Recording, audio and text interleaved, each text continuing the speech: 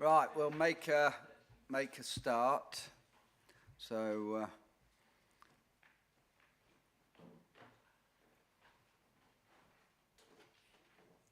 okay, well, welcome to this morning's meeting of Adults and Community Wellbeing Scrutiny Committee.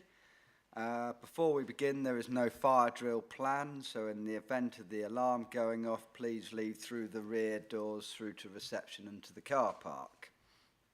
I would like to welcome Councillor Liz Sneed, our Executive Support Councillor for Adult Care and Public Health, so welcome Liz, and Glenn Garrard, our Executive Director for Adults. Other participants, we'll introduce you when we get to your agenda item. So first off, I'll start with apologies, please. Emily? Thank you, Chairman. We've received apologies from Councillor Carter, Councillor Mike Clark and Councillor Nicola Clark, and we also have Councillor Sear as a replacement for Councillor Carter and Councillor Taylor as a replacement for Councillor Nicola Clark. Thank you. Excellent, thank you. So welcome Gary and Noy to the Adults Scrutiny Committee. So thank you for joining us. Okay, so declarations of members' interests. If anybody has any interest that they suddenly realise along the way, please let us know. On that note, I'll go to the minutes of the 22nd of February 2023. Are these minutes accurate? And if so, can I have a proposer and a seconder? Are we all in agreement? So, Councillor Rob Kendrick proposed, seconded by Councillor Mark Whittington. All those in favour? Excellent, thank you. All agreed. So, 2 absentees, Noy and Gary, because they weren't here. So, thank you. Abstentions rather, not absentees. But announcements. I'll announce first off that last week we had the Lincolnshire Care Awards for 2022, which was held at the Doubletree. And what a spectacular night it was. 34 companies put people forward for the Care Awards, which is a phenomenal amount, and 500 people were put forward for an award. There was 12 categories with winners and runner-ups and a few special awards, but I can hand on heart say that what was instigated a few years ago has sort of grown and grown and outgrown its premises now, and it's on its 3rd premises. From the success and the enjoyment and buzz in the room and excitement, it just really is a showcase that, you know, just sort of putting some recognition out there and what people do and hearing what they've done and how they've achieved and won the award really is quite special. And I know Liz has sort of was actually even participated in judging in one of the awards, and you know, and you've said it's incredibly rewarding, isn't it? It's a lovely evening, and if the noise level of the excitement is anything to go by, that just tells you what a great success it was. I doubt anyone in the hotel could sleep because but it's really thoroughly enjoyable and actually very moving to hear all those lovely stories about how wonderful care is. Yeah, thank you. And congratulations to all the runners-up and winners for, you know, really inspiring to sort of highlight how things can be done and, you know, make better for the people within their sort of care. So, Glenn, have you got any announcements or that you'd like to make? Thank you, Chair. 2 in particular, please. The first is, in fact, both of them refer to documents that have been recently published by the government, in particular DHSC. The first is called the Hewitt Review. Members may recall Patricia Hewitt, who was the Secretary of State. I was about to call her a councillor.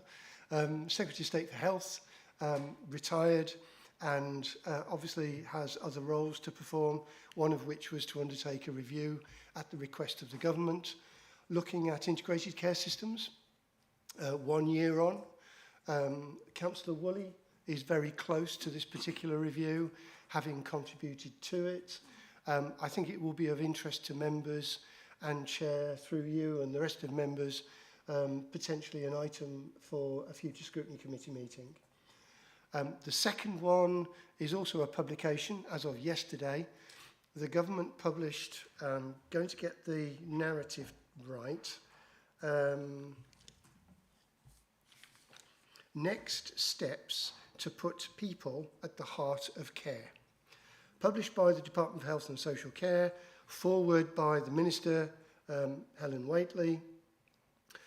Members might recall that in December 2021, the government published a white paper, Social Care Reform.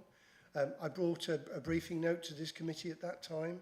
That didn't happen, but this Next Steps document, it's not a white paper, identifies some key next steps in reforming social care. It's had a bit of media coverage in the press, national and local, over the last 24 hours, and through you, Chair, will be an item at the next committee meeting in May. I think it's important for this committee particularly to understand the content beyond the media coverage, because it probably does define a number of actions that the government will expect us to progress in the coming years. Thank you, Chair. Thank you. So we'll forward both those around to the committee members. So thank you. Thank you for that, Glenn. On that note, we'll move on to our first agenda item, in effect, which is the acute hospitals, the admission to discharge care pathway.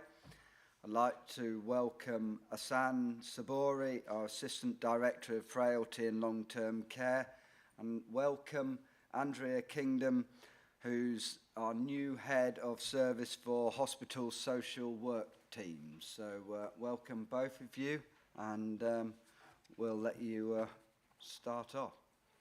Thank you. Good morning, and thank you, Chairman. Last year, before Christmas, we came to the Scrutiny Committee to talk about a couple of new initiatives, active recovery bed and also reablement pathway.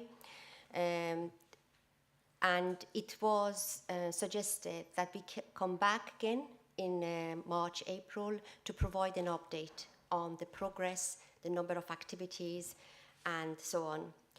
The first initiative that I would like to provide an update on is the active recovery beds.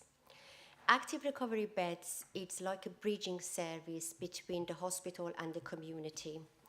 So if a person is medically fit to be discharged, but is not possible to provide the care in the home environment, and it needs a period of rehabilitation or reablement, therapy-led, they will be admitted to active recovery beds. The number of days that we basically the program is going to be ongoing is 4 weeks, up to 28 days, 4 weeks, and following that in the intervention, the person will either go back to community, to their own home, or to a more suitable accommodation.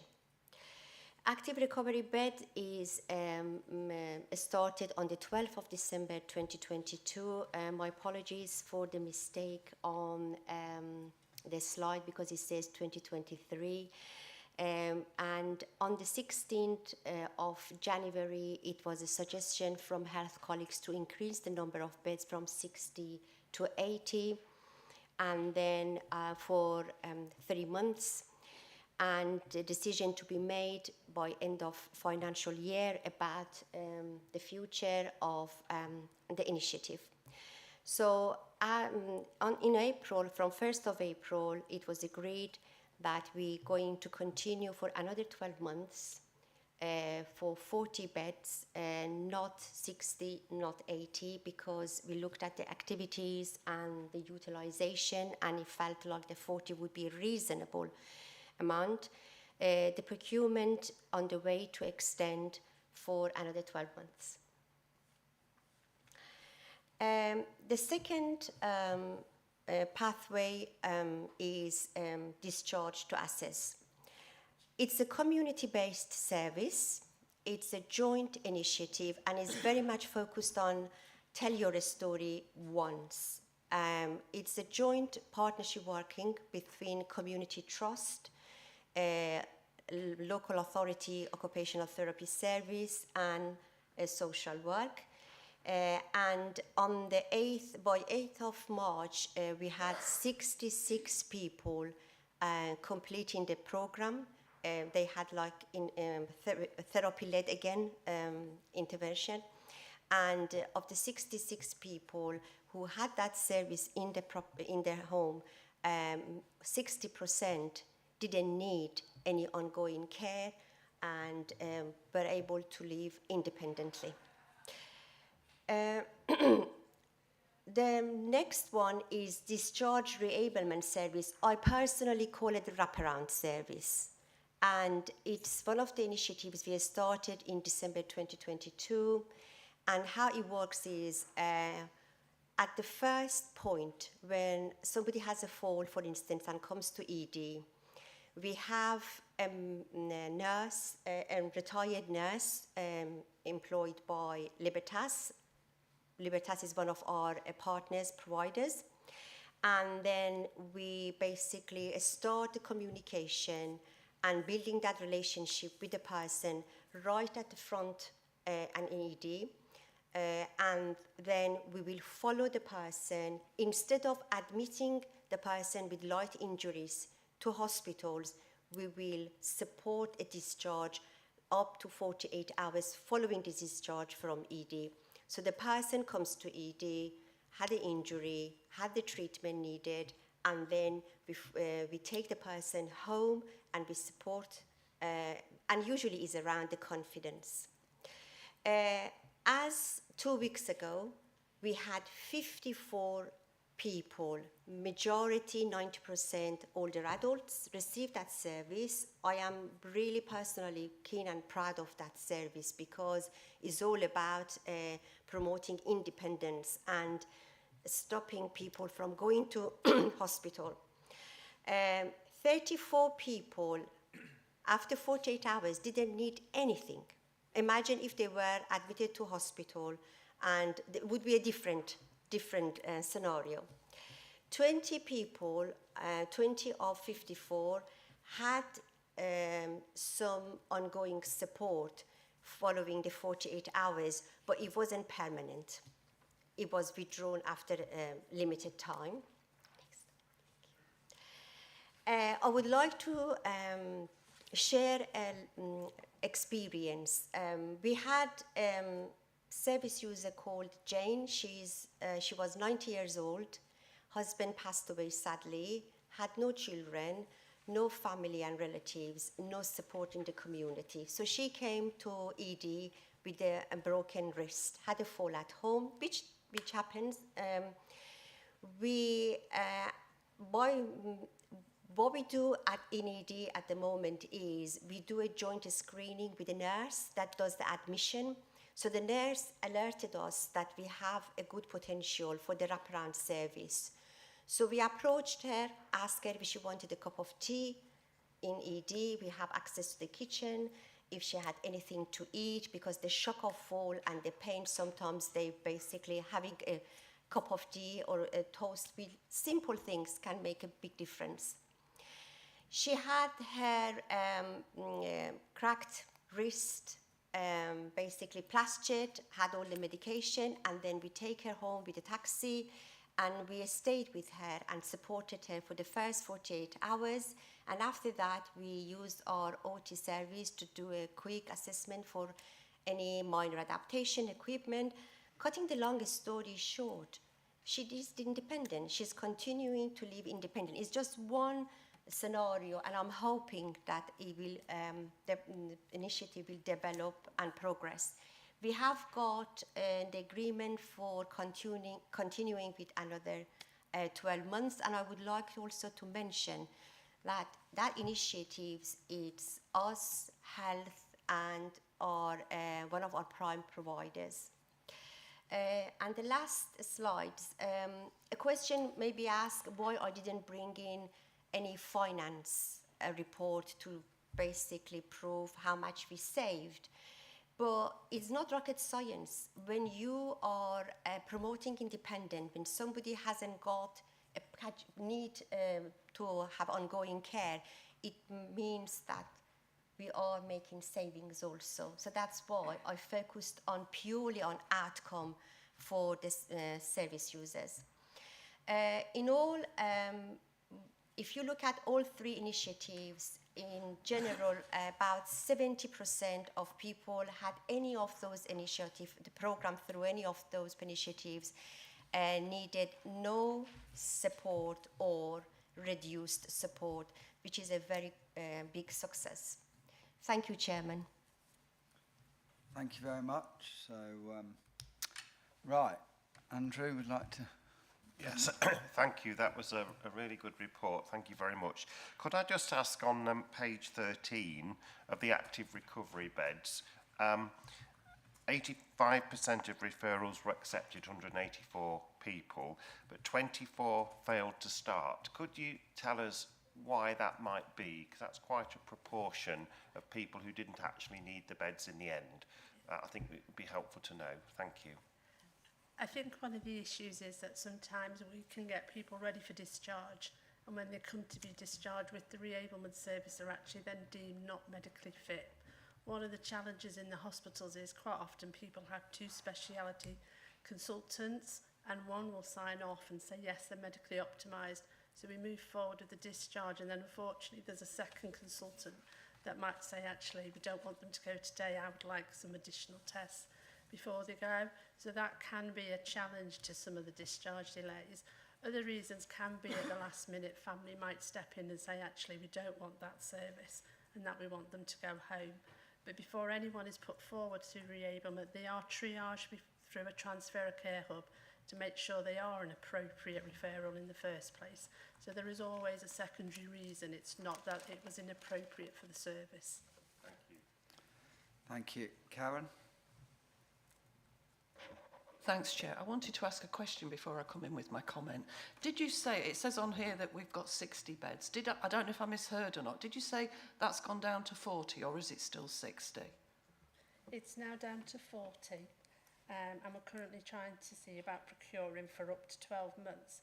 I think the view is we looked at the figures that we'd used over the winter and we didn't actually need those additional beds in the end. So what we decided to do was strictly stick to the number of beds we did need, with a view to in the winter, if we do need additional beds then, we'll review it and address as we need to going along. Thanks, Chair, because I wanted to come in just to make clear, I haven't declared an interest. I'm a nurse on an acute inpatient ward, but to me this is about social care, not about nursing. First of all, I think this is a fantastic idea, and my experience on the ground is that it's a fantastic idea. I did smile when you said something about getting someone home in 48 hours, if only, hey, if only. Even if you get them medically fit, to then find a doctor that can do the discharge paperwork is quite an achievement at the moment. So I think this is a great idea. I think I just question the idea of only needing less than 40, because my experience on the ground with a number of patients that you've got medically fit that haven't got anywhere to go. Really... Just before you answer that, can you also just answer in, because we're on the bed, the number of beds, but was the location of the beds correct as well? Looking at it backwards and on hindsight, did we cover the area of Lincolnshire in effect well as well? Yes, we did. We specifically did that. We looked to make sure there were beds across the county so that we could try and keep people as near to their home address as possible, because part of the discharge from the active recovery beds was actually to do a home visit if we needed to. So being close to relatives as well, who were also part of the discharge planning and long-term care, that was important. They were part there. So yes, we did. We ensured they were across the county, but we also specifically looked at area of the south of the county where it is particularly difficult, excuse me, to actually find care homes to support. So we made sure, looking at the whole geography of the council, the right beds were in the right place. Yeah, just to finish, I think this is so valuable. It's so valuable to the NHS to relieve some of the pressures, but it's actually so valuable to those patients because none of them ever want to be in hospital. And it is really important, the placing as well, as Chair said, because you've got to have relatives to be able to visit because that morale booster is such a huge part of their recovery too. So I'm very, very supportive of this. Thank you. Excellent, thank you. Noy, and then Gary.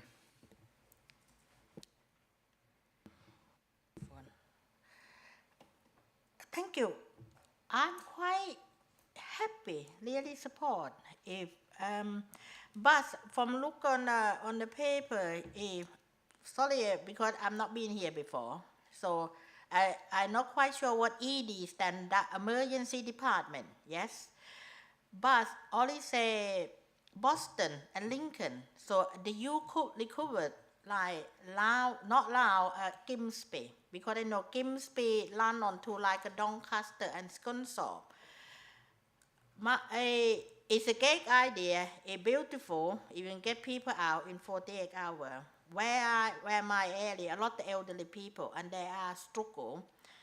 My neighbor, the both own, husband in Grimsby, and I don't think she got support or anything. She don't know if he was still alive. Nobody that how, because you say look who all around Lincoln, but seem to be if you go to Grimsby, they don't get support. So I don't quite sure how can if you can send me the link or the email after, to say where to go, and I can point it out in the local to say this can happen because they are wonderful a bit. But it's a good idea. I love it because I work in the care for many years. Nobody wants to be in hospital. Nobody. Even in a nursing home, but it's a good idea. I can email you afterwards about that, but what I can reassure you is that we have a team of 4 social workers that cover the North Lincolnshire area. So we have 4 staff that work across Diana, Princess of Wales at Grimsby and at Scunthorpe as well. So any referrals for any Lincolnshire residents come through our team that are working at either in Grimsby Hospital or in Scunthorpe. So we are represented there. Our numbers of residents that go into Grimsby and Scunthorpe are quite low. So for example, yesterday we only had 7 Lincolnshire residents requiring adult social care.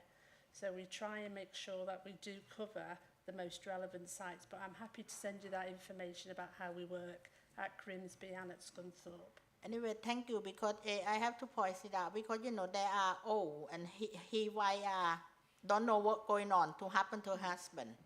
To my neighbor went in, tried to get on the phone to find out what happened, because she needs support. If you have sometimes care packet can fail, but sometimes not. But because I live in a rural area, I live near Mablethorpe, but it really low, like nobody want to come out in that neck of the wood. So be good.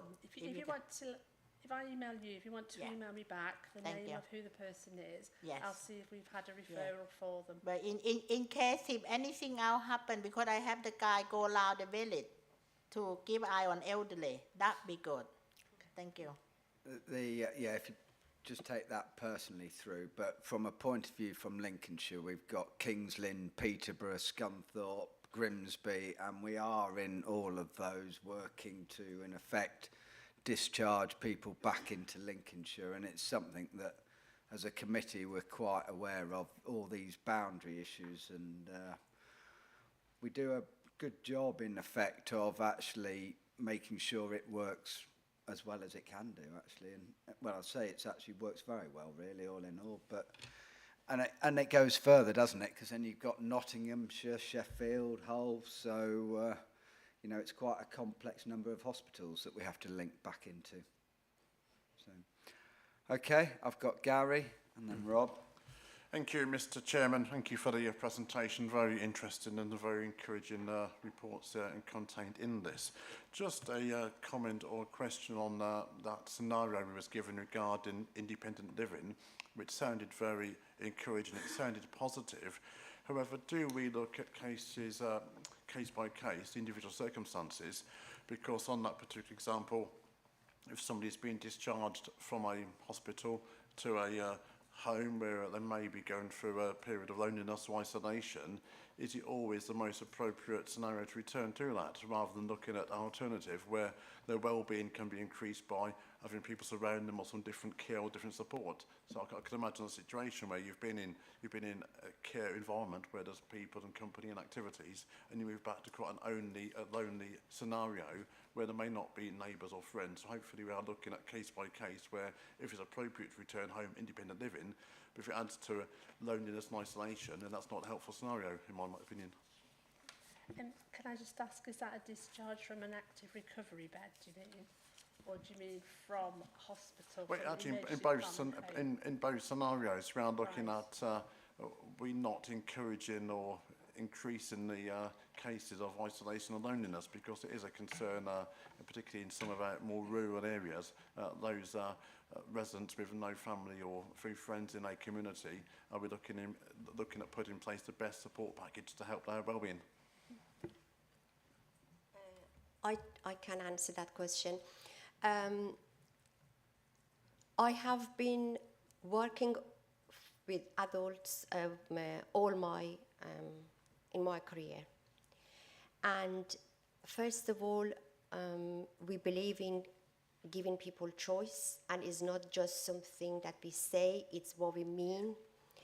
And we all have parents.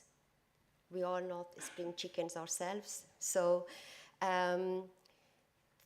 first we ask the question, so give the person choice, especially when they have got mental capacity and can make decisions about their lives. Secondly, all the research we have been done nationally, internationally, shows going back home with the right support, exactly how you mentioned it. Is it any connectivity with voluntary sector? Is it church group going on? Is it neighborhood? With all of that connections, that would be the most beneficial method of keeping the people independent. And you are absolutely correct. We do look at case by case. One size cannot fit all. Is it what you say? Did I say? I always say it wrong. Is it right? The other thing I wanted, Chairman, to add is, I think there's a misunderstanding about the 48 hours. The 48 hours we mentioned about the wraparound service is not about discharging people within 48 hours.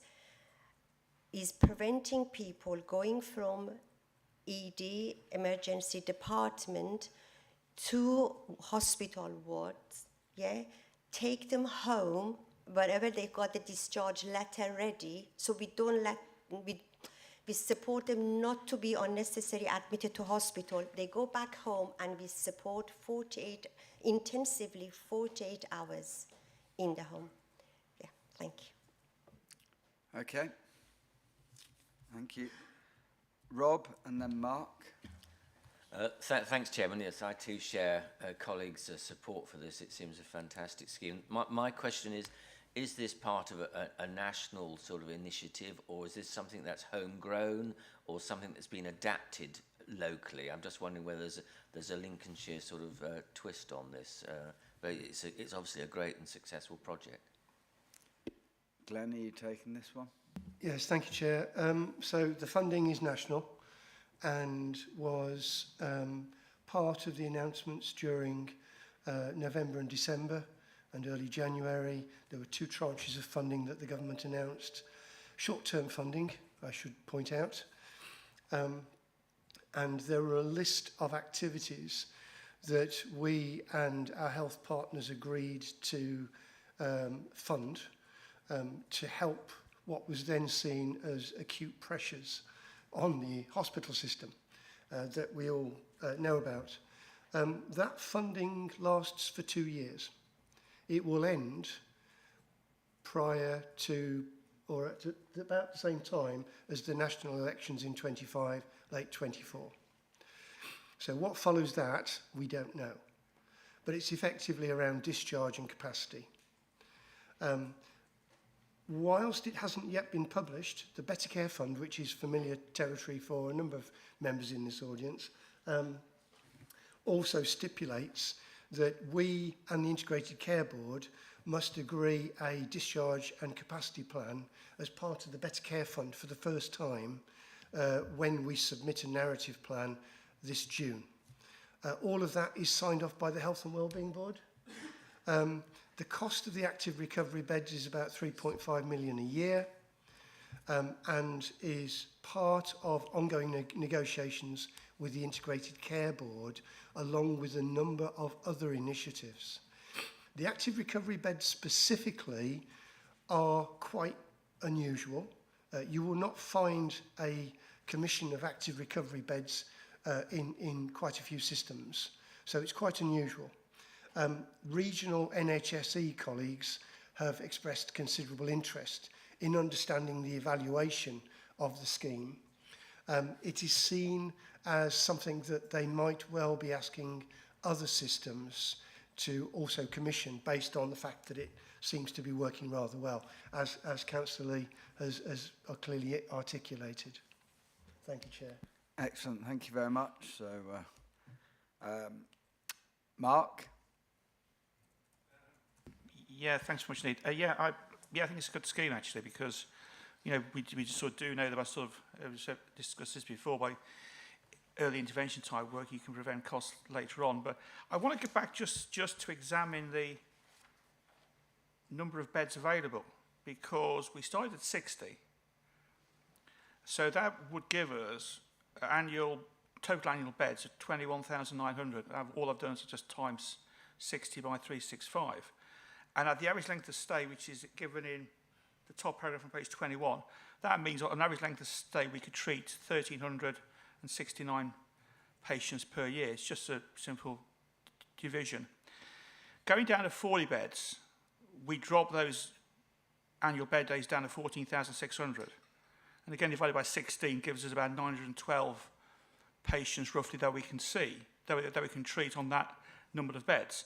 But we're told also that we've got 100 patients per month, which is 1,200. So I'm struggling to see how the capacity is working around here. So I'd like a bit of clarity around that, because I'm just doing a bit of simple maths here, and there seems to be a bit of a gap. So I'd like a bit of clarity around that.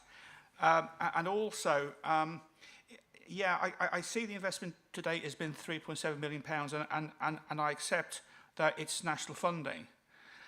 But obviously, potentially, are we putting any of our own money into this in terms of our current staff, or is it a case that it's funding currently what our staff do, or is this something extra?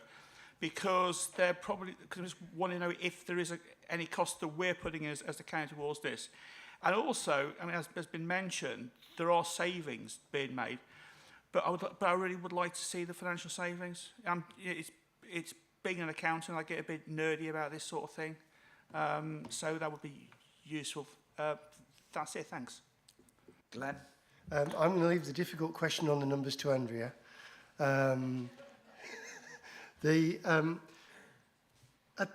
Typically, somewhere between 50 and 60% of beds are utilised on 60 beds. What we know, and Andrea hopefully will confirm this, is that the plan for the following next 12 months is 40 beds and then 60 beds during the peak season. And that comes as a result of quite a lot of detailed analysis of utilisation rates, mostly driven by data within the NHS. So it's a pretty decent science. 40 and 60. 40 for 9 months, 60 for 3 months. Is that 60 on top of the 40 then? No, Or 40 it and then will 60. go up by another 20 to 60. That's Yep. fine. So that's the current plan that is going into the discharge and capacity reports that we have to present to region. In terms of cost to the council, there is none, because the funding has been utilised to support any expansion of either beds or staffing to support the access to the active recovery beds and follow on. It also is supporting primary care networks in terms of what primary health colleagues need to do in terms of increased capacity as well. Accessing that capacity is the challenge, particularly if it comes back to staffing or clinical grades. In terms of savings, there are no savings attached to this, and we wouldn't want to propose them because this is short-term funding. If this were to be bedded into the baseline, that's a very different debate. And we are rather hoping, of course, that following the next national elections, that the government of the day will see this as necessary funding for long-term secure investments that we could then look at efficiencies around. Thank you, Chair. Brilliant, thank you. Okay, Mark, thank you. So, Sarah, welcome.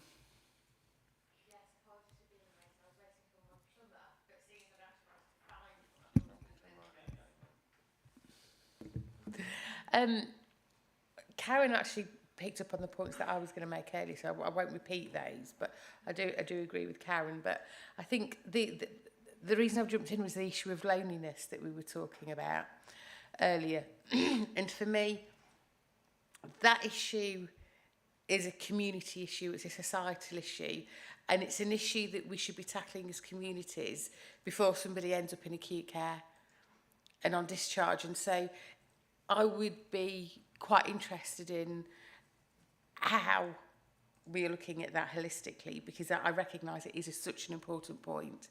But also that I'm not entirely sure, it raises another issue, I think, about mental health services for old people and how seriously we do actually take their mental health. I am convinced we have a lot of our elderly population who are suffering from depression. A lot of them have been bereaved multiple times in a very short space of time. And our society now, in terms of how we support old people, is not in their favour. If you look at other cultures of the communities, they would still be living at home, they would still have the support of their extended family. So I think, I do agree, it does worry me greatly, but having somebody present in acute services, that's not the time to tackle that. So yes, we have the problem, but where in the system do we look at it? Glenn, are you taking that one then? Thank you, Chair. This is a fairly broad area. How long have you got? I think it's fair to say that the Hewitt review is a good read, and it's worth a read when it's circulated by colleagues in Democratic Services. It will talk to the topic that you've so rightly described. Mental health services are funded differently via the NHS often, and the discharge fund, which the active recovery beds were created through, were very specifically targeted at reducing discharge pressures and ambulance waits. That was the only thing that was in regional minds and NHS colleagues who were leading the system at the time that that money was distributed.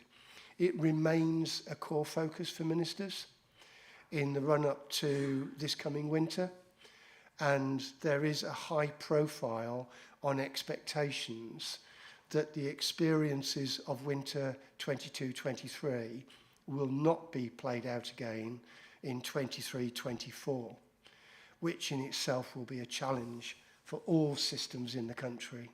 So this fund is also quite heavily audited. So the ability to, as it were, wriggle around the template is very limited. In other areas of grant funding, we have more flexibility to invest upstream. This one was much more limited in that respect. And very happy, Chair, to bring a further discussion on prevention services if members are particularly interested in that in due course. Yeah, no, that's a good idea and a plan. Thank you. So, Okay. Liz? Thank you, Chair. I don't know if you know, but I represent LCC on the North West Anglia NHS Foundation Trust, so I sit in on meetings in PCH and sometimes at Stamford and Hinchinbrook. I've not managed to get to Hinchinbrook yet, it's a long way, but I'll do those virtually. Anyway, Monday we had a meeting, a presentation on virtual wards at those hospitals, and I'm thinking that is pretty much the same as what you're talking about. They're calling them virtual wards. People go home and get hospital treatment for a few days at home. So it's happening all over is all I'm trying to say. And yes, great idea. It's got to be the way forward, hasn't it? Getting people out of hospital and helping flow, which is just so difficult. That was all. Thanks. Excellent, thank you. And Karen, you wanted to come? Yeah, I just wanted to come back. Sorry to come back twice. And please, Mark, ask his question. That was a very good question. Because my concern around all this is it's good, but why are we going from 40 down to 60? And I accept if that's what your data is telling you, that's giving you the rationale for that. But I'm still concerned about it. The idea that there's only pressure on hospitals for 3 months of the year simply isn't the case. Old people still fall in the summer. If we have summers like last year, they get dehydrated. So I want to make a request. Obviously, you monitor this, and I would like to request that in September at committee, we've got a meeting, I've had a look on the 6th of September. Can we have an information document? It doesn't have to be an agenda item. We sometimes get extra papers telling us what the take-up has been between now and perhaps August, so we can see if cutting it down from 60 to 40 does in fact, you know, the evidence bears that out, because I'm sure it's all done with the best of intentions, but I really can't believe that across the county you can't use 60 beds. I've been in there all the time. I just can't see it. Thank you. Could I just add that, though, just an additional fact to that, sorry, is that people are moving through all the time, so there is a throughput consistently. So there will always be a bed that's becoming empty because we've done the right thing. We're getting someone home as quick as we can so that they maintain that independence. Because as you'll know as a nurse, the longer somebody is in a bed, every day they reduce the opportunity to live independently. So the throughput is really fast. The beds that have been selected have specific ability to get people up and independent as possible. We currently have, I think the stay is around about 21 days. We actually want to try and reduce that down so we get people home even quicker we can. So obviously, as one of them goes, we've got somebody else that goes into that bed straight away. So it isn't about those people are in there for those 28 days and those beds will then become full really quick. Every day, I think today we've got 6 people going out of those beds today. We'll have another 6 people that will be filling those beds. So it's consistently moving the flow through those beds. So at the moment, the evidence shows, and what we don't want to be doing is paying for beds that could be empty when we could use that money through a strength-based approach to support people more in the community. Can I repeat my request, Chair, that in September we get that update, that evidence about what the usage has been? Thank you. Okay, Mark, quickly. Yeah, I think I'd like to support what Karen's just said, because ultimately, yes, throughput is really important, but your overall capacity is still limited by the number of beds, times by the annual number of bed days. So it's great you've got 6 going out today and 6 coming in, but how many have you actually got who could have gone in today? Is it 6? Is it 8? Is it 10? Because potentially, I can see the arguments about the throughput, and that's really important. But also in the report it says the average length of stay was 16 days, and now you've just said it's 28, and now I'm getting really confused, because if the length of stay goes up, the number of patients you can treat based on your fact that your capacity, your overall annual capacity is fixed, must then go down. Yeah, I mean, Glenn can come in, but I think reality is we'll draft up I think there's perhaps, I'll let Glenn come in first, but the practicalities of this in terms of we need to get through to August, so it won't be able to come into the agenda, because to get the latest figures, I think you could do at the beginning of September and circulate it with the pack. Thank you, Chair. Very happy to bring a report in September. It's good timing because we'll also be coming up to the production of a winter plan. Despite what Councillor Lee says, government expectations are that we will produce a winter plan because of winter pressures, for which it wouldn't surprise me if the Minister then allocates more money. But so it's the way it is. But I would subscribe to the general principle that 12 months of the year would be a better planning cycle.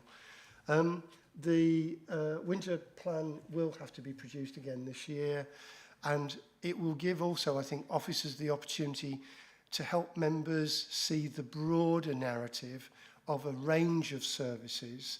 The active recovery beds are one bit of a jigsaw. There is a real... It would be unhelpful to focus in on one bit of that jigsaw and not consider all the other contributory elements that give a more rounded picture of all the different things that we do to facilitate not just discharge but also admissions. Thank you, Chair. Thank you. Yeah, well, we'll let you bring that back in September, and if you can perhaps try and get that sort of period of August into the figures, or else we'll be sort of missing a month, and that might have to be done post everything going out. Just a sort of final question from me is that the figures are great. It really is quite crystal clear how effective the service is and how it's working. Does it relate back into the NHS figures in terms of, it's all very well that in their figures, have they got this sort of element in there? As in, it's highlighted back into the NHS reporting mechanism rather than just sat with us sort of seeing the glory? I'm happy to take that, yes. Yeah. Because, and I suppose the other element is I know you did sort of mention there's no sort of savings as such and value, you know, and the valuation of this sort of project. But in theory, if you've actually got people out of what I call a very high expensive NHS bed and we have them in a reduced, there is a saving. There's quite a few savings by being efficient. And I know we haven't got a value in terms of cash, but actually there is quite a phenomenal savings and taking pressure out of the system. Yes. In terms of the data, active recovery beds data and wraparound service data, the P1s, is produced by our commercial team and is being distributed, and there has been no disagreement between us and health over the data. The reason we are producing and holding the data is because our commercial team is the responsible for the procurement and commissioning the contracts. In relation to savings, all system partners are agreeing that it has contributed towards the savings and, same time, better outcome for Lincolnshire. I did ask about kind of how much in terms of them, because every bed in hospital costs per night. And in comparing recovery beds, the cost of it, and if I didn't have the information, I was looking at it yesterday, I didn't have the information, but when I come back in September, I can add it to the report if it can wait until September. Excellent. Yeah, thank you.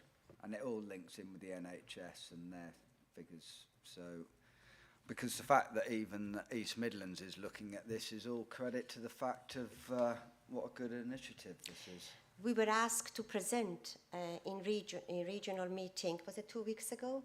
We were asked to present for the region East Midlands, and I understand that West Midlands is also requesting some information about the project. Brilliant, excellent.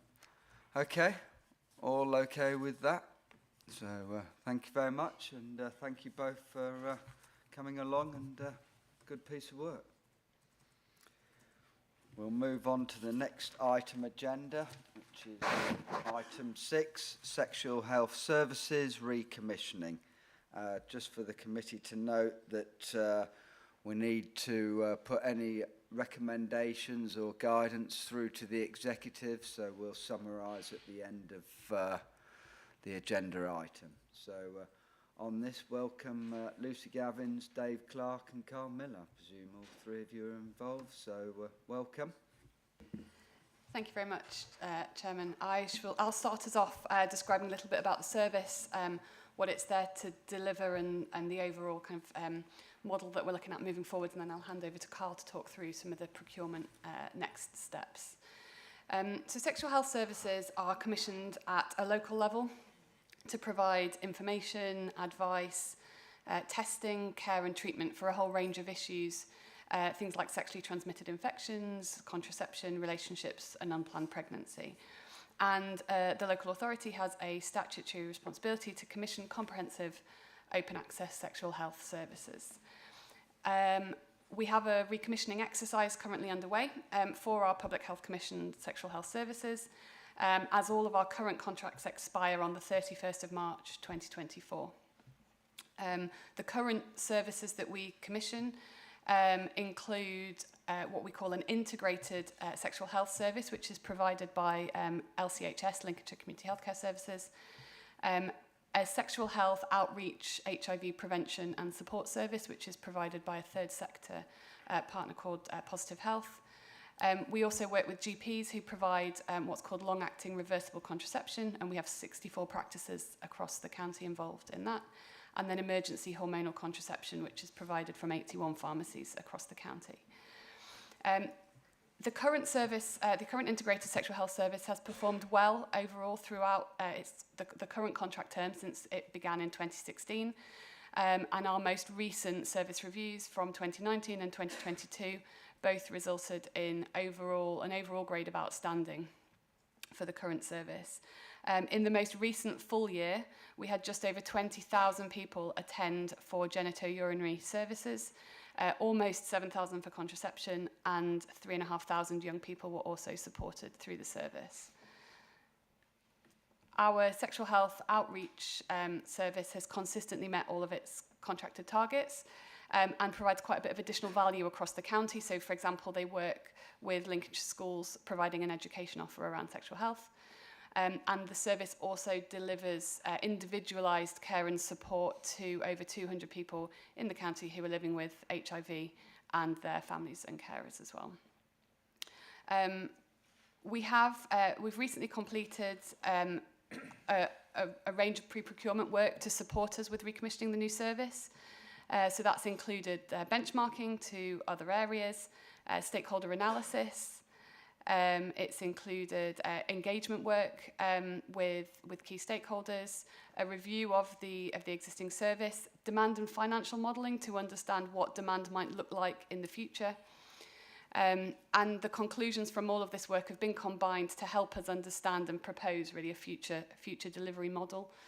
In addition, we also have recently a national service specification that's been released, and our proposed model aligns well to that national service specification as well. So what we've understood from our pre-procurement work is the current model that we have across the county does seem to be working well and meeting the needs of the local population. And so we're proposing some enhancements in the new model. So, for example, an enhanced digital offer and a self-care platform, but no significant changes to the way in which we deliver services. The proposed new model includes 3 separate lots. One is that integrated sexual health service, which would include all elements of the national specification around sexual health, plus some additional support that's funded through NHS England, funded by NHS England through a Section 75 agreement for HIV treatment and care. And the reason that we want to keep those together is because there are big advantages to local service users of being able to access all of their support needs relating to HIV in one place. We will have a separate lot for outreach and HIV prevention, and then a separate lot for GP long-acting reversible contraception. And part of the reason we want to keep that as a separate lot is to help us maximise engagement with GPs to increase the uptake of that service across the county, as well as to manage costs. We are, following some joint work we've been doing with North and North East Lincolnshire, we are proposing to jointly tender based on a set of service specifications that will meet the needs of local people across the 3 places.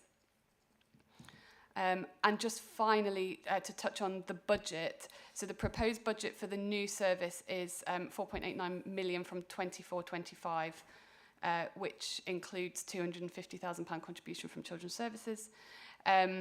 that is slightly lower than the current budget of 5.2 million. However, we are expecting the difference to be offset by additional funding from NHS England. We're currently in negotiation with NHS England around that Section 75 for HIV treatment and care. And so overall, the budget, the contribution from LCC will decrease slightly, but there will be an increased contribution from NHS England for that HIV treatment and care service.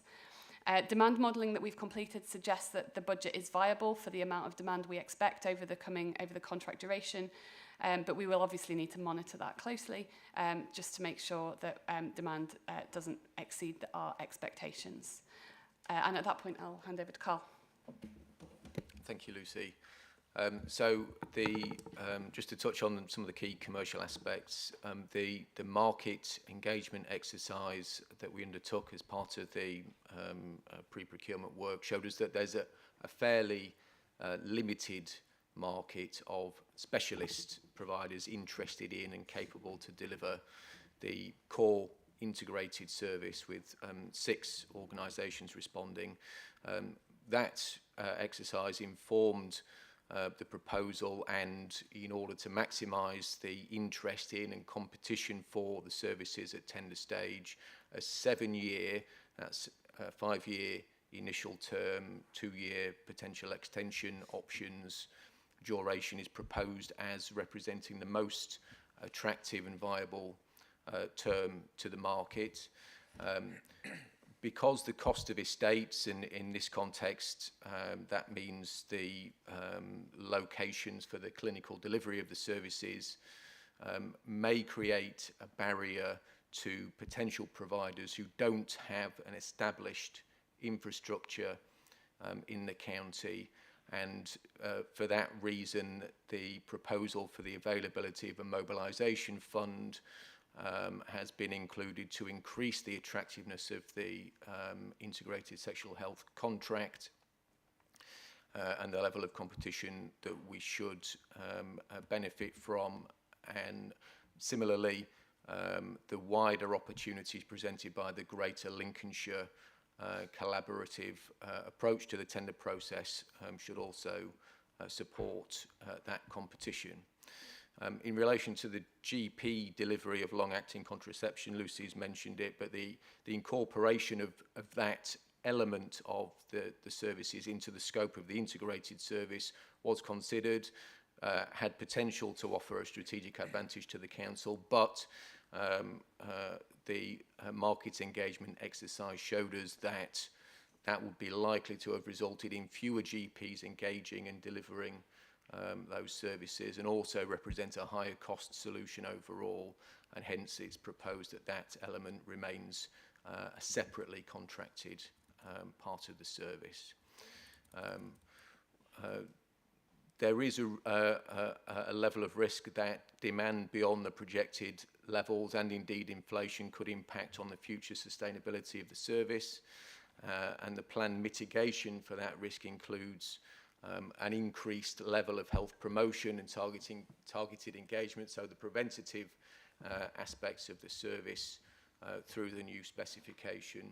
Also, the opportunity to use the overall budget for the services flexibly to ensure that the service elements providing any additional activity could be paid accordingly. So, for example, if GP LARC underspends, then to support the integrated service, if that is dealing with that contraceptive demand, the budget could be adjusted accordingly. And then reviewing the overall budget based on the public health grant allocation if additional demand is seen, by including periodic review points to take account of inflationary cost pressures, with any uplifts given subject to the public health grant allocation in the prevailing year and evidence of need. And prices will be competed at tender stage in any event, and form core part of the contract award criteria.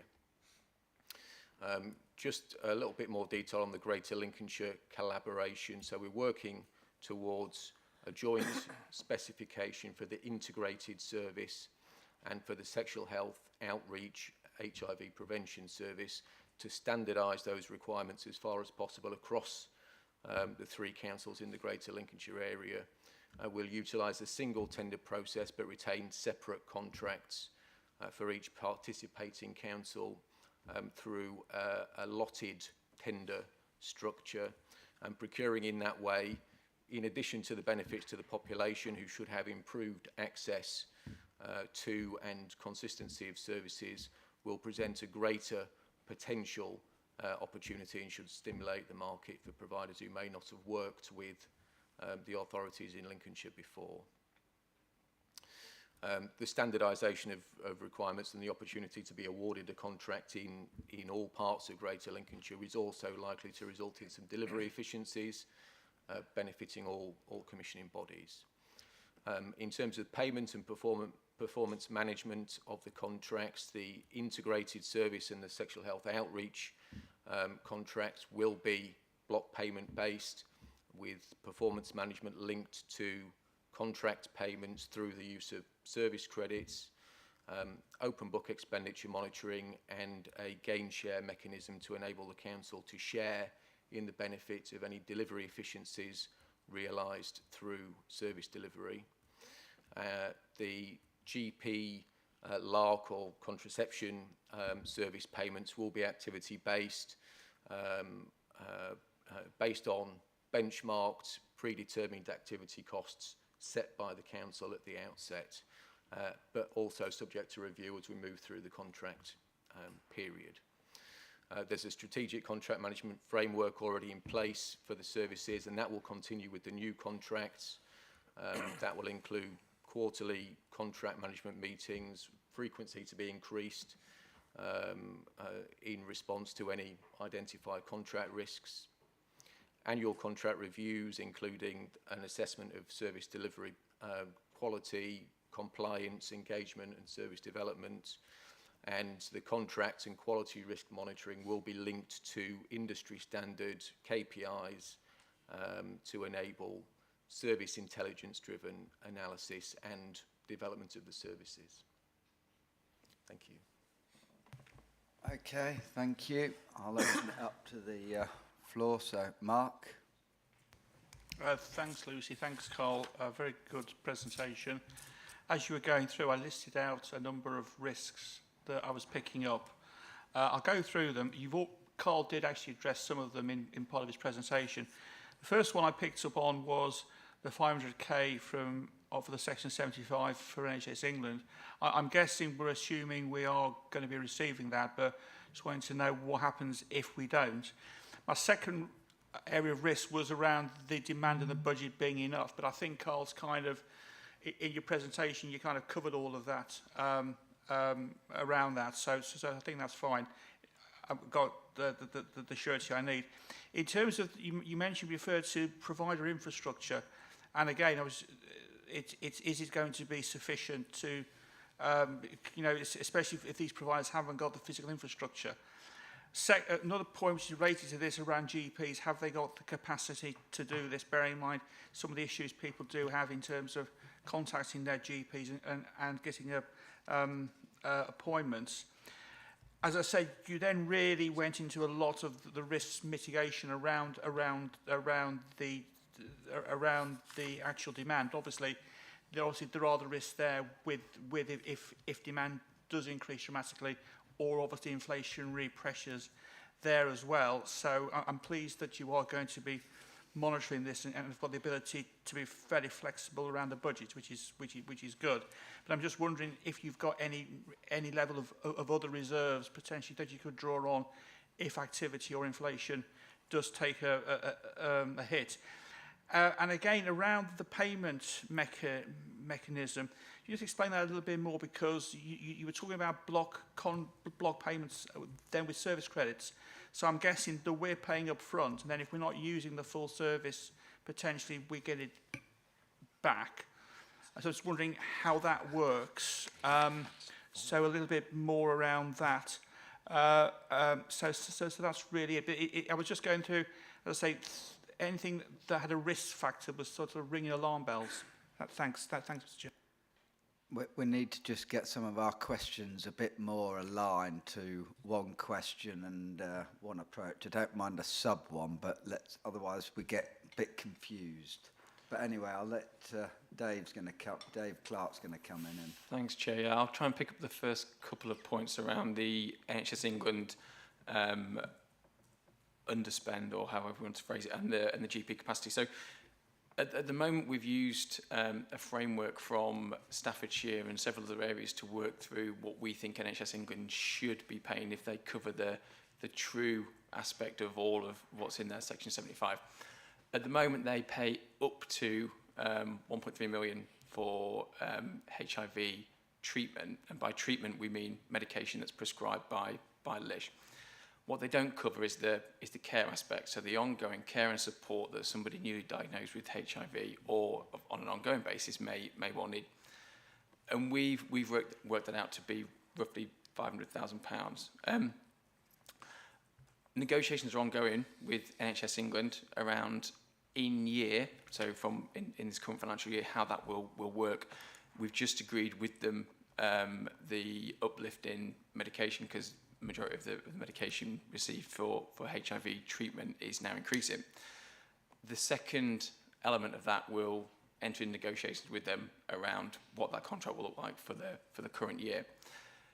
There is an option that if that can't be agreed, and that we do not continue to subsidise that with a public health grant, that doesn't form part of the new contract from the 1st of April 2024, which would mean that NHS England would have a couple of options. They would either negotiate that directly with our new provider, and therefore there wouldn't be that £500,000 cost pressure on our own budget, or they find another NHS provider locally to deliver that. Clearly that's not a position that we want to be in, but that cost cannot continue to be subsidised so heavily by the public health grant. The question around GP capacity is an interesting one. The majority of LARC is delivered by nursing provision, and there's two elements to why we've not returned to pre-pandemic delivery levels around that. The first one being a view of GPs generally across Lincolnshire is that they only tend to break even across both implants and coils at the moment, and therefore the financial model needs reviewing. Hence why we're proposing an uplift in the financial model.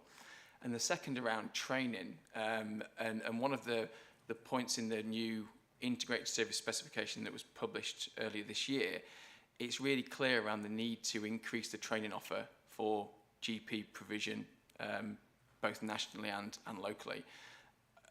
I think that will solve the capacity issue in the system, as opposed to it being an issue within primary care. That's the feedback that we've had from both the LMC and from the primary care engagement that we've done direct. Just on the HIV treatment, why is it in here? I mean, technically, it's an NHS service. You know, we don't, when we have smoking cessation, we don't bring in the whole smoking costs and treatment programme from an NHS. So why, just as a sexual point of view, it's not prevention? I would have thought that would have just been run of the mill in the NHS rather than actually, right, you know, in effect, this stops. Sorry, we're not treating you anymore. Well, the NHS would pick it up and carry on. It's like we sectioned out this.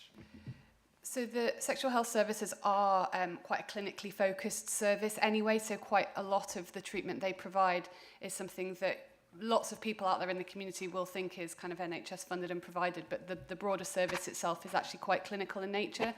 And particularly the care cost, but the treatment and care elements for people with HIV, they often will have overlapping needs with other aspects of our sexual health service. So from a local resident point of view, they will get the best, most rounded treatment by it being provided all in one place. So this is why I think it's so important. Ideally, we will continue to provide it as part of one rounded sexual health service, but that element will be funded by NHS England.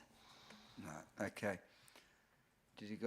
Was everything answered? There are a couple of other aspects that I noted that I'll try and address. There was a question about the the level of the mobilisation or the value of the mobilisation support payment being made available and the potential sufficiency of that. The 500,000 value set has been informed by market engagement, and we are actually just going back to test our assumptions on that again with the market. Subject to the level of established footprint interested providers have got in county, you know, it will certainly be sufficient for some, and we are hoping largely sufficient for everybody, even those with no established footprint. The opportunity to have that support is certainly going to make this a more attractive and viable opportunity for the wider specialist market in county, though.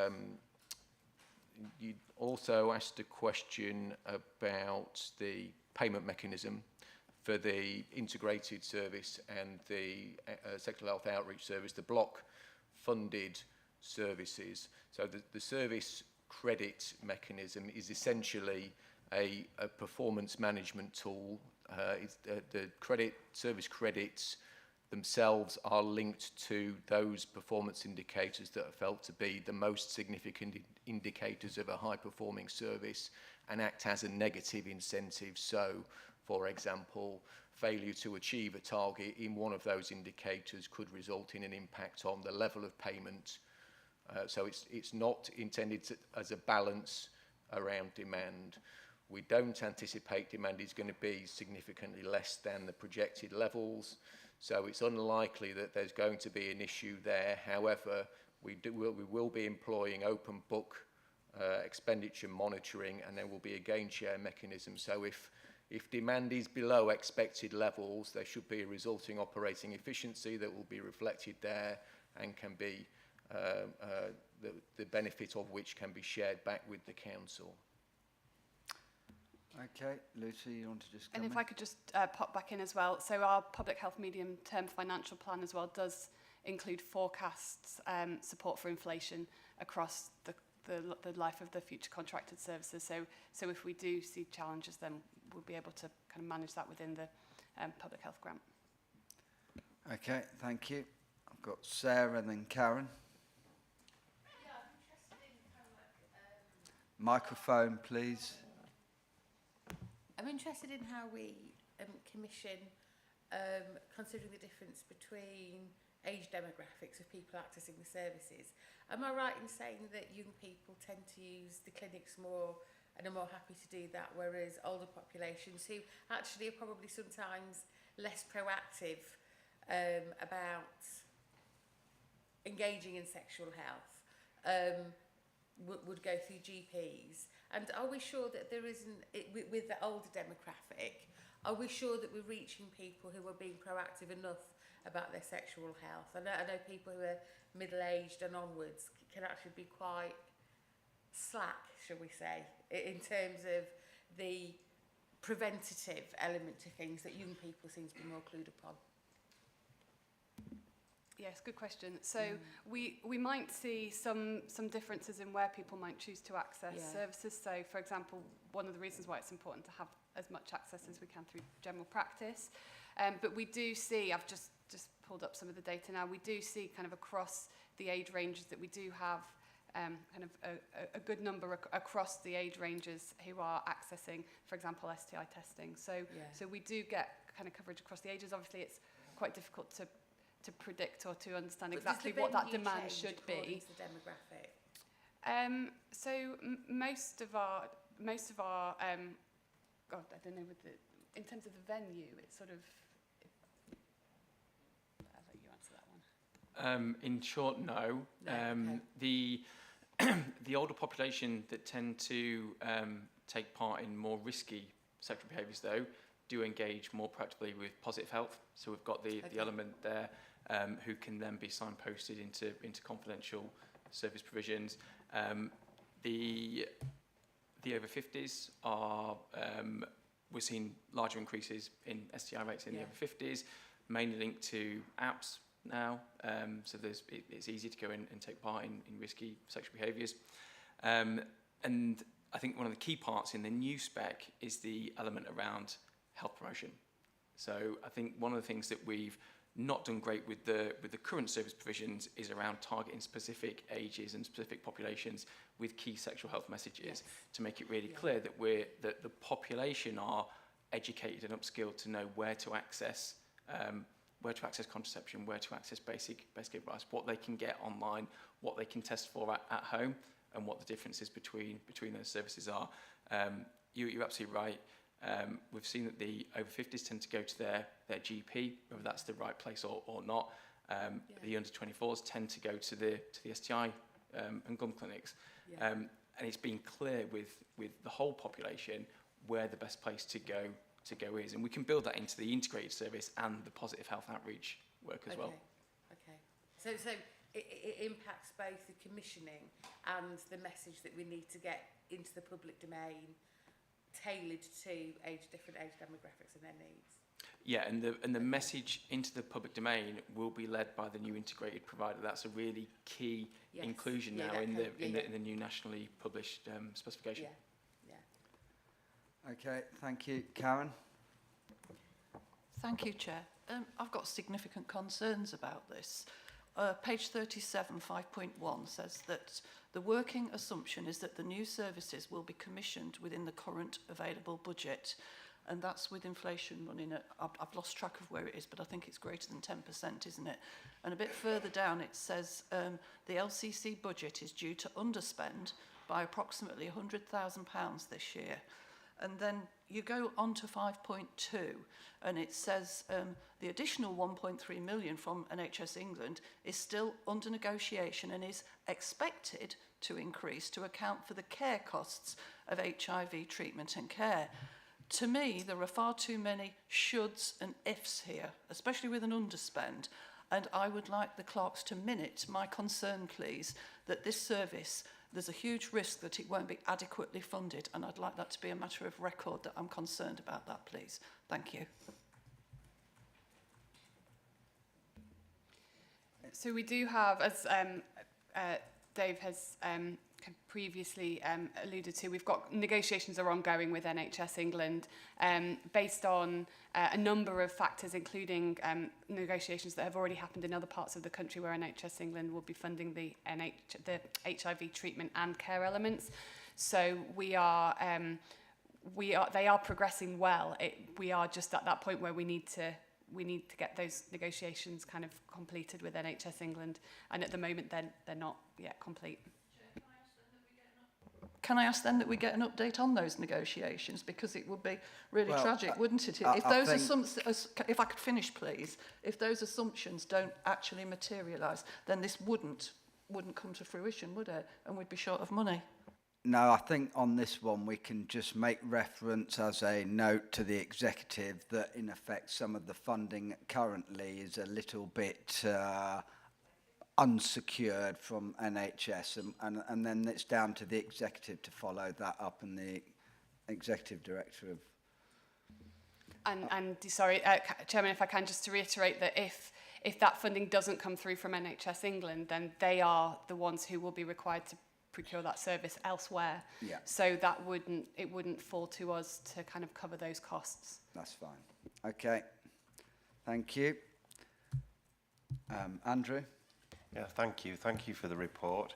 I just want to ask about, and this is probably before Councillor Sear comes in, because this is to do with residents who would perhaps like to use services across the county boundary. So currently, under our own arrangements here, can people in Lincolnshire use services in the North Lincolnshire and the North East Lincolnshire? And under the new arrangements, if we're all working to similar specifications, will they be able to then? Thank you. In short, yes, they can. You can access sexual health services nationally. We tend in Lincolnshire to be a net exporter of individuals going out of county to access services. That has reduced down hugely since the pandemic, where people essentially there was restrictions on their travel. we spent last year, in the full financial year, around £91,000 in people going out of county to North and North East Lincolnshire.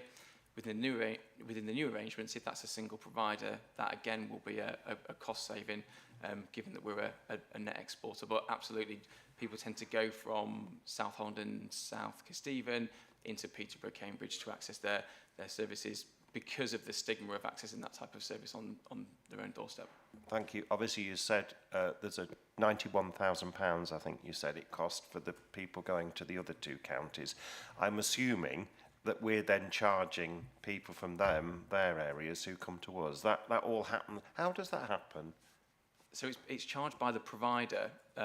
Most sexual health services nationally are run by NHS organisations, and therefore we as the Public Health Authority will pay for individuals that go out of county. The provider will charge us, the same as Lish would charge people if they're coming in from Newark, Peterborough, Cambridge, wherever. We won't have, because of how we're structuring the Greater Lincolnshire approach, we will still continue to pay for those accessing out of county that's not within that Greater Lincolnshire boundary. But absolutely, from a public perspective, they can access services nationally wherever they like. So just to be clear then, at the moment in terms of money, and I know it's not all about money, but we're getting more money in from outside than we're paying. Have I got that the wrong way round? No, the opposite way around. So we're paying just over £90,000. That has reduced down significantly over the last 3 to 4 years, but we tend to pay less than half that out for. We tend to get less than half of that back in for people coming in from Grimsby and Scunthorpe. Some intel suggests that they tend to access services around the Humber as opposed to coming into Lincolnshire itself, and that's probably because of the distance between where our main hubs are in Lincolnshire, as opposed to actually if you live in Louth, Holtney, Clay, to go to Grimsby, you're only 15-20 minutes up the road. I think to come into the main services in the bigger urban areas in Lincolnshire, actually from Scunthorpe into Lincoln is far different. So basically then, overall, there's a net cost to us, but that's because people are accessing services more locally. So that's the benefit for that. Yep, thank you. And on that, so somebody in Holton-le-Clay can cross over and go to Grimsby, and it will be able to access all the services there, because it will be as one, even though it's 3 separate contracts. Yeah, they can go and access services now. It's just that we currently would pay for that. And on accessibility, because what we haven't really got is a map of where all the outlet.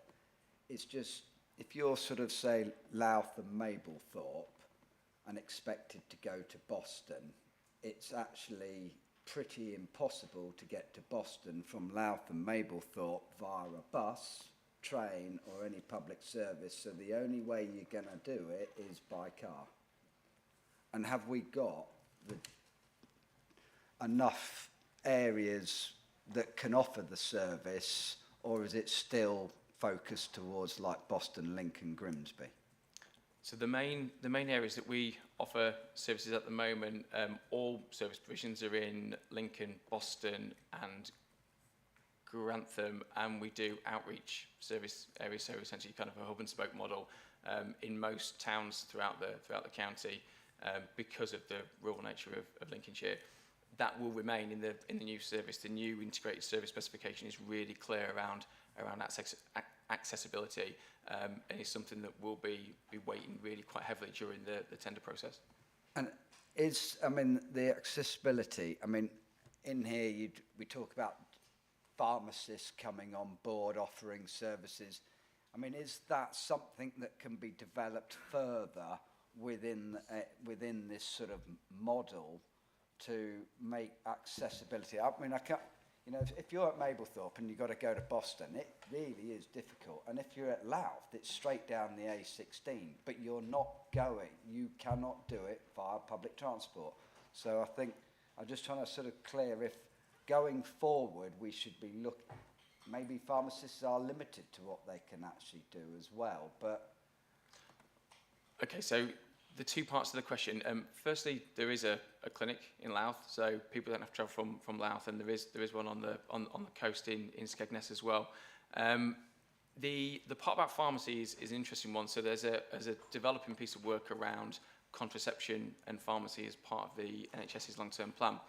That started as a pilot earlier this year, looking at quite simple to administer contraceptions, with an aspiration towards the end of this year to start to deliver what we would call LARC-type interventions within pharmacies. How that will pan out and how that will be developed nationally and in Lincolnshire is still yet to be understood and to be realised. But actually, it's definitely a good move where we can deliver contraception in areas where GP provision may be limited through community pharmacy.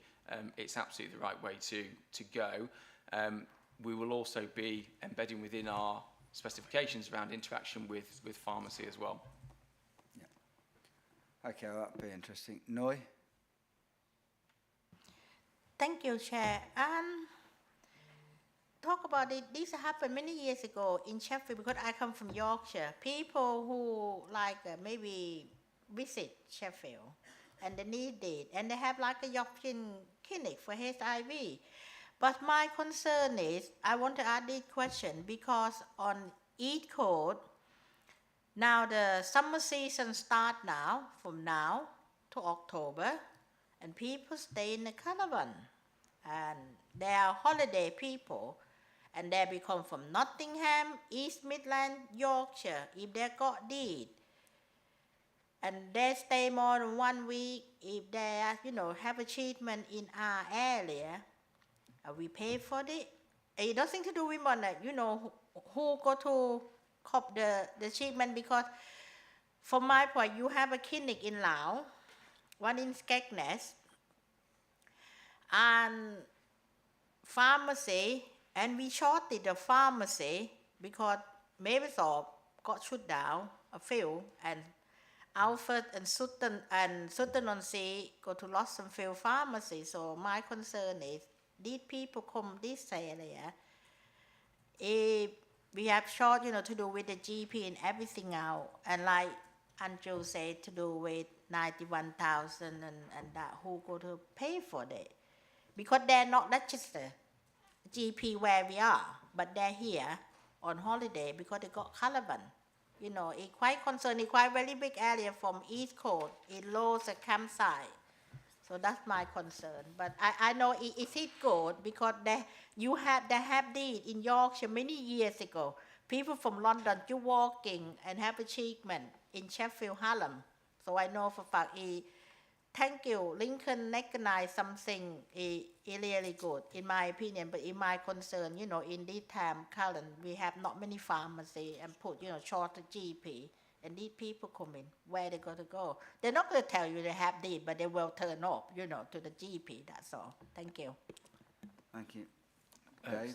Thanks, Chair. Yeah, so the majority of that demand is met through our integrated service provider, not through GP provision, and the bulk of that we recharge to the area where that individual is registered with their GP. So there is a cost impact to the service, but the majority of it is covered by the public health authority within the area that they live, and that demand tends to be fairly static year on year.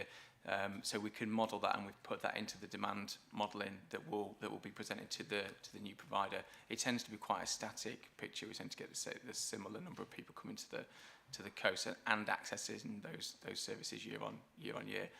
But no, the bulk of the cost is not absorbed by us or by our provider in Lincolnshire. Okay. You want to come back, Andrew? Yeah, thank you. Just about the joint working with the other two authorities, really. On page 38, it does say there, as you've said, that the contracts are going to be kept separate. Could you tell me why we've already decided to keep the contracts separate instead of just going for a contract across all three authorities? Why has that decision already been taken before this starts? Thank you.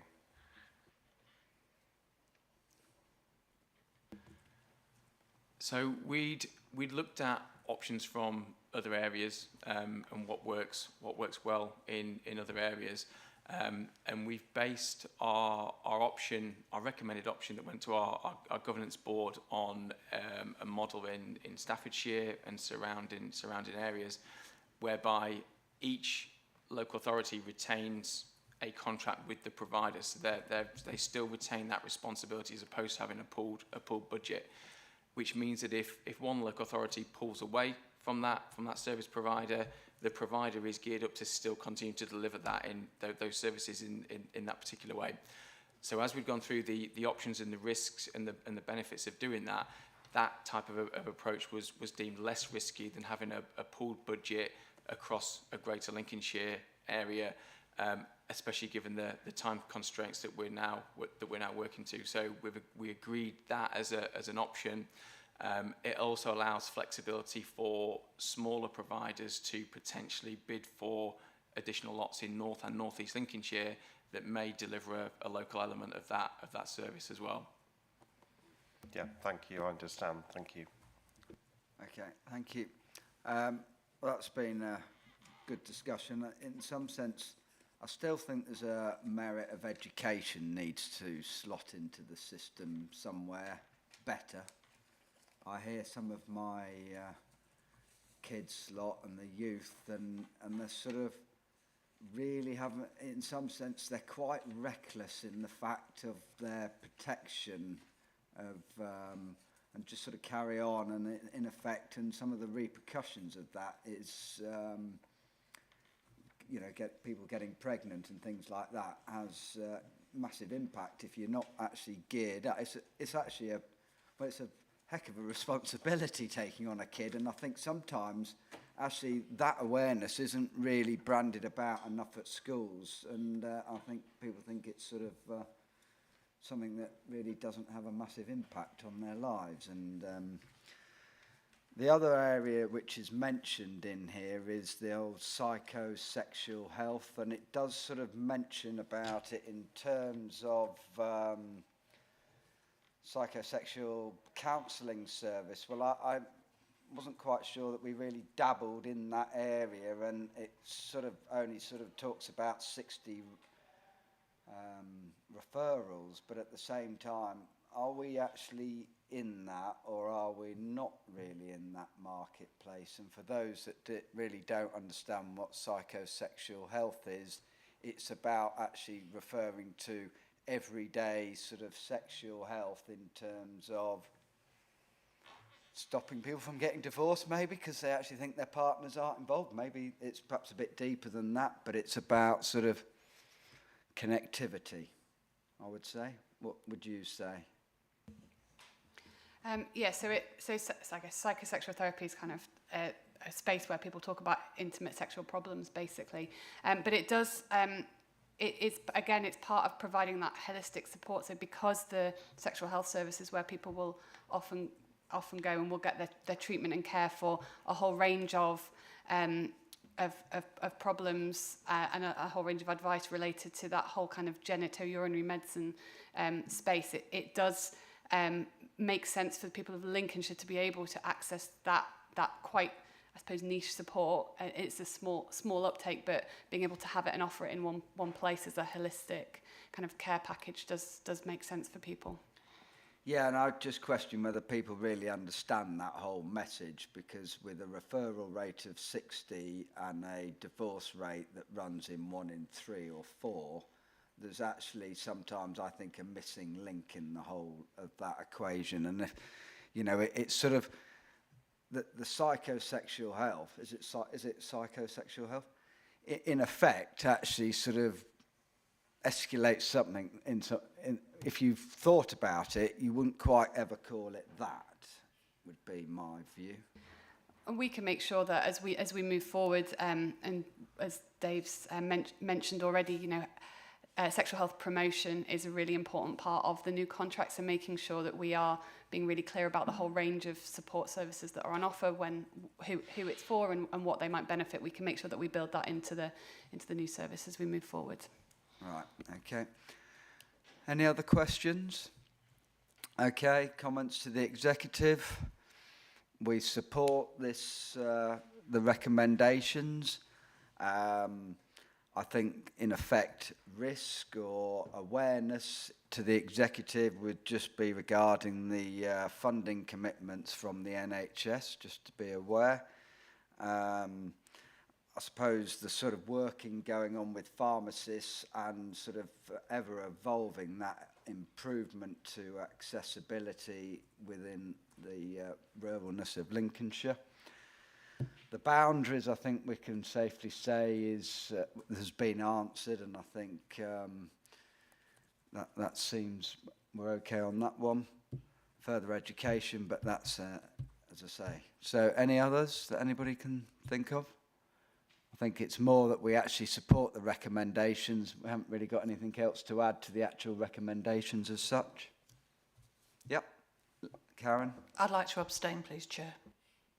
Right, okay. Okay, so all those in favour... I need a proposer first and a seconder. Might help. Can I have a proposer? Rob, seconded. Noy? Okay, all in favour? Excellent. And 1 abstentions.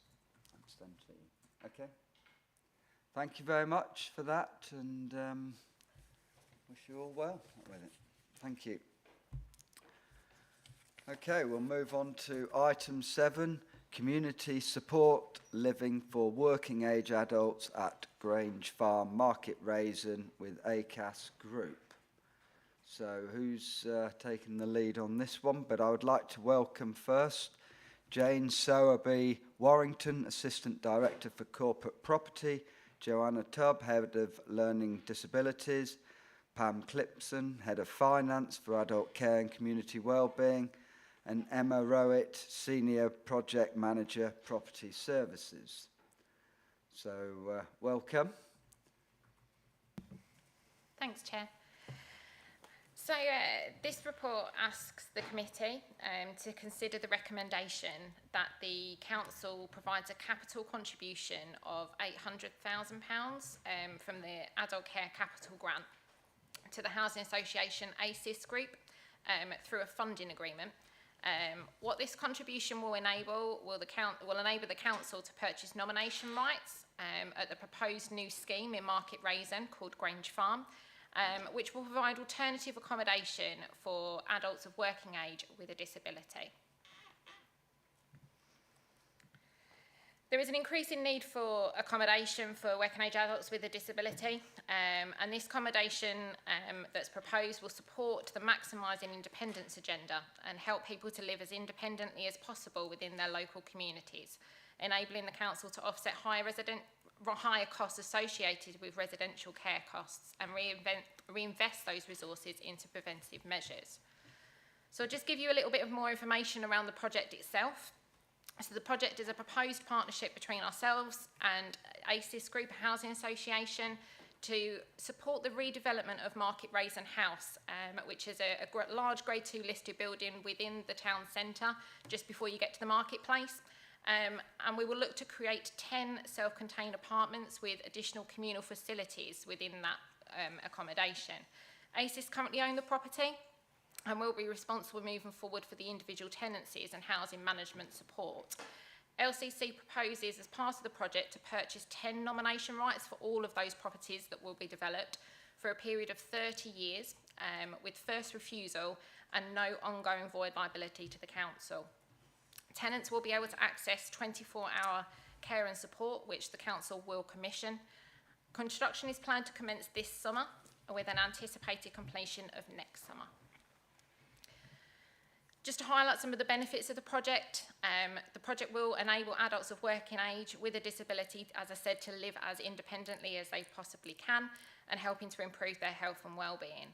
The accommodation will be able to support multiple care needs on site and will be flexible in order to meet those care needs as individuals age and their care needs develop or change.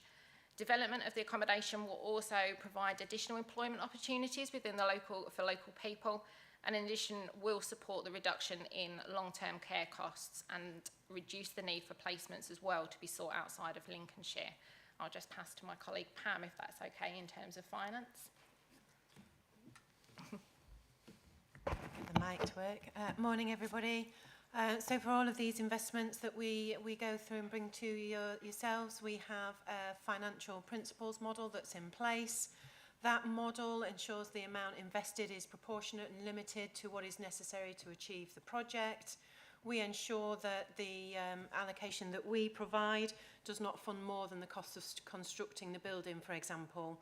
We ensure that the payback period does not exceed the 30 years, as Emma's just mentioned, and in this project we're at 9 years payback, and that the cost of delivering the new model doesn't exceed the cost of delivery of the investment. And you can see within there we will save approximately £89,000 per year. Please bear in mind that that is based at the 22-23 costs, and you remember myself and my colleague Alina coming to you in February 2023 around the pressures we are seeing, particularly within the adult specialties market, and how these are the some of our mitigating solutions to that continued growth in demand and cost of those services. Thank you. Thank you. Just, is it 10 units in total, as in the whole of their development? So we're going to take the whole lot? Yes. All right, that's fine. Okay, Mark, and then Rob. Thanks very much. Thanks very much indeed for the presentation. I'd actually just calculated the payback period just before Pam referred to it. It is 9 years. That's great, obviously. It just sounds like it's a winner, really. You know, in terms of it's not one of these sort of early intervention things that we do so well. I am amazed you've actually been able to. I'm guessing because you're purchasing in effect the whole service. Because you said there's no exposure to any voids here, which actually is really, really good. So I'm fully supportive of this. Actually, I think it's a great scheme, and I hope it's successful. Thanks. Thank you, Rob. Thanks, Chairman. Yes, I also support it, but one thing I would have liked to have seen is some design proposals. Maybe it's too early days for that, but just give us an idea visually of what it looks like. I mean, other projects and other committees I sit on, we do get some visuals just to indicate the sort of location of the project, what the grounds are like, and so on and so forth. Just something I think is a little bit of an omission here, but otherwise, yeah, it's a great idea. Thank you. Anybody else? Just so, is this the well, no, we've got the one down in Sleaford, haven't we, that sort of has a, I can't remember how many that was for, but it had a slightly separate element, didn't it, to the main extra care housing that we... It does. It offers 12 units of accommodation. And this will be the same sort of model as that? Yes. And have we got any others, or are these really the first two? At the moment, in terms of support for working age adults, these are the only two, but there are future ones in the pipeline that we are working on. Yeah, that's great. So it'll get a bit more distributed across Lincolnshire as a whole. Brilliant, thank you. And how is Sleaford? Is it up and running yet? Are we... We're almost there.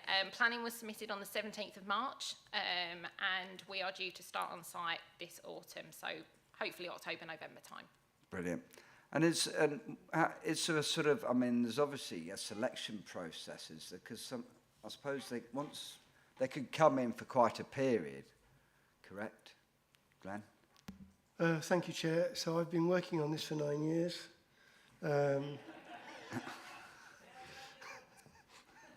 And it has been something of a test of resilience. Emma will share that experience along with other colleagues. The reason why it takes so long, and I think colleagues in district councils will be familiar with the narrative, which is that housing operates at a geological level. Health and social care have to turn their wheels around much quicker. So always start with housing, which of course isn't where national policy tends to go. Having said that, I think this year and last year seemed to turn a corner, and a number of developments came together. And that's the consequence of a whole range of different partners, district councils, Homes England, housing associations, ourselves, all agreeing that the level of funding required was right, and that all the partners felt that it was a valued exercise to develop a scheme. Some of these schemes will be substantial, including DeWint Court. Other schemes, like this one in Market Raisin, are really quite bespoke and relatively small. and dedicated to working age adults. What I think has happened over the years is that we've become more sophisticated and much more skilled, and I'm looking at that skill set behind me, in terms of understanding what works and also understanding how the vagaries of our wider economics will impact on schemes, because this isn't the only scheme that the current economic turbulence has impacted. Welton is another one. I hope to reassure members of this committee, though, that there is a singular level of determination to add to the current list of schemes that we will be developing over the course of the next few years. Yeah. No, well, I think that's excellent news, and you know, and I think it just shows perseverance gets there in the end, even if it has taken 9 years. But ironically, it's sort of when you look back 30 plus years ago, when a lot of people with disabilities all lived together, and but they weren't allowed out, and how we are now, where we're giving them supported to live independent, work and actually fulfill their lives, and actually being around others as well, that different scenarios, different situations, but often same restrictions, does mean that it works very well together. So we fully support. Notes to the executive. Just looking at what Andrew's put here. So, yeah, I think, well, I don't think there's anything else to add apart from we fully support it. So, and well done for perseverance, and thank you very much.